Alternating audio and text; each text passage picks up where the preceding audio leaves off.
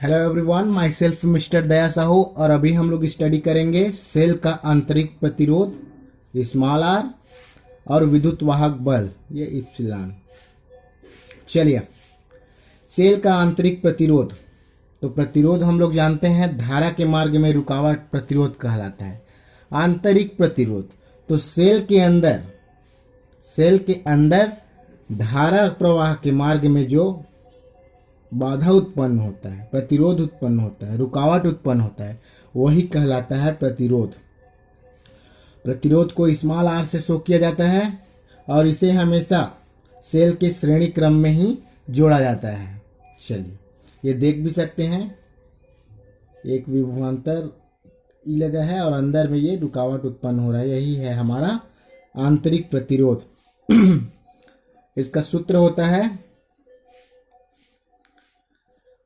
R is equal to capital R into epsilon upon V minus 1। ये आंतरिक प्रतिरोध और प्रतिरोध में संबंध भी बोल सकते हैं इसको। अब इसको जब सरल करेंगे तो V का गुणा इधर कर दिए और अपान में V हो जाएगा R अपान V। ओम के नियम से R अपान V जो होगा 1 अपान I हो जाएगा, 1 अपान I हो जाएगा। देखिए, V is equal to I R होता है, तो V upon R is equal to I विद्युत वाहक बल। एकांक धनावेश को पूरा परिपथ में चलाने के लिए सेल को जितना कार्य करना पड़ता है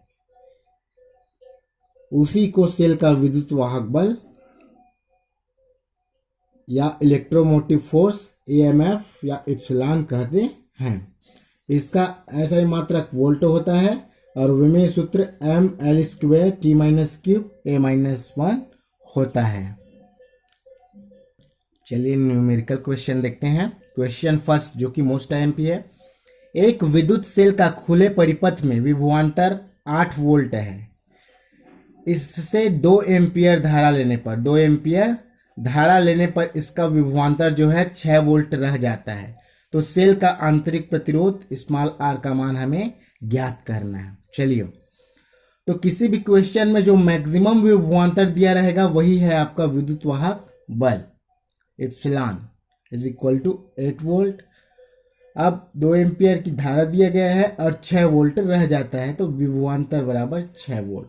चलिए, अब सेल के आंतरिक प्रतिरोध के लिए सूत्र हमें मालूम है, R is equal to epsilon minus V upon I। Value substitute करेंगे। इप्सिलॉन का 8 माइनस 6 अपान 2। 8 में से 6 गया तो 2 बचेगा और 2 अपान 2 मतलब 1 ओम। आंतरिक प्रतिरोध 1 ओम होगा। क्वेश्चन सेकंड देखते हैं। 3 ओम, 4 ओम और 6 ओम के 3 प्रतिरोध का समांतर क्रम में संयोग है। इस संयोजन को 2 वोल्ट विद्युत वाहक बल और 2/3 आंतरिक प्रतिरोध वाले सेल से जोड़ा गया है। सेल से ली गई धारा तथा 3 ओम प्रतिरोध से होकर बहने वाली धारा का मान हमें ज्ञात करना है। दोनों धारा है लेकिन कंडीशन हमारा अलग अलग है। चलिए सॉल्व करते हैं।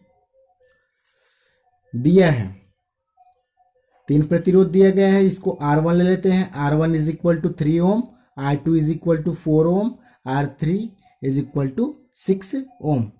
तीनों समांतर क्रम में है, इसलिए इसका तुल्य प्रतिरोध अगर R हो तो 1 upon R is equal to 1 upon R1 plus 1 upon R2 plus 1 upon R3 हो जाएगा। सभी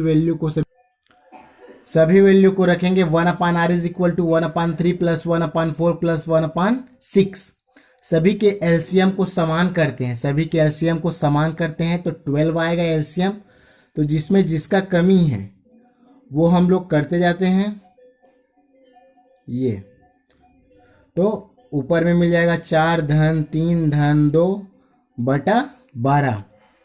तो 4 3 7 2 9 बटा 12 3 तिया 9, 3 चौक 12, अब 3/4 हो गया और 1/r है, इसलिए r का मान निकालेंगे तो 4/3 ओम हो जाएगा। साथ ही साथ विद्युत वाहक बल भी दिया गया है 2 वोल्ट, आंतरिक प्रतिरोध भी दिया गया है 2/3 ओम। कुल प्रतिरोध भी हम लोग ज्ञात कर सकते हैं। कुल प्रतिरोध दोनों प्रतिरोधों का, बाह्य और आंतरिक प्रतिरोधों का योगफल कुल प्रतिरोध होगा। तो 4/3 धन 2/3, तो ये हो जाएगा 6/3, क्योंकि इसका हर समान है। तो 3 एकम 3, 3 दूनी 6, 2 ओम प्राप्त हो जाएगा। अब हम लोग ज्ञात करेंगे सेल द्वारा ली गई धारा। सेल द्वारा ली गई धारा और 3 ओम प्रतिरोध में बहने वाली धारा। तो चलिए पहले हम लोग सेल द्वारा ली गई धारा को पहले ज्ञात करते हैं। सेल द्वारा ली गई धारा,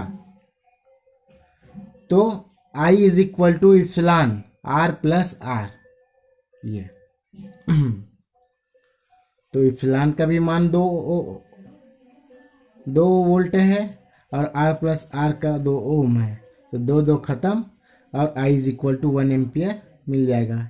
एक आंसर हो गया। अब संयोजन के बीच जो विभवांतर है, संयोजन के बीच जो विभवांतर है उसको ओम के सूत्र से हम लोग ज्ञात कर सकते हैं। V is equal to Y R, तो I का मान 1 एम्पियर मिला है हमें और R का मान जो हमारे पास अवेलेबल है वो 4/3, तो 4/3 वोल्ट मिल जाएगा विभवांतर संयोजन के बीच में। अतः 3 ओम प्रतिरोध से बहने वाली धारा, 3 ओम प्रतिरोध से बहने वाली धारा, फार्मूला यही अप्लाई करेंगे ओम के नियम वाला। I1 हो तो V/R, V का मान अभी जो हम लोग ज्ञात किए हैं वो, और R का जो मान ये जो दिया गया है 3 ओम के प्रतिरोध से, तो ये हो जाएगा।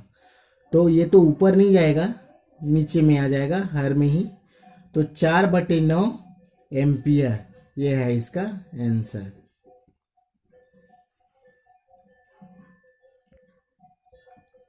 चलिए क्वेश्चन 3 देखते हैं।